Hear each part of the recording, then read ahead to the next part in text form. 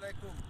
প্রিয় সংগ্রামী ভাইয়েরা, আপনারা দেখছেন গতকালকে একটা পরিকল্পনাভাবে এই সংসদ এবং গণভবনের অনেকগুলো নথিপত্র যা আছে এগুলো আপনার জন্য প্রথমে ছাত্রলীগ এবং তাদের কিছু সাঙ্গপাঙ্গরা প্রথমে লুটপাট শুরু করে, এরপর টোকাই বাহিনী এসে এই সংসদের আমরা তাদের যখন কিছু ধরা হয় তাদের আইডি কার্ড দেখা যায় ছাত্রলীগ চাই, দেখা যায় যে ছাত্রলীগের তাদের আইডি কার্ড এবং তাদের ছবিগুলোতে দেখা যায় তারা ছাত্রলীগের আগে থেকেই কর্মী ছিল।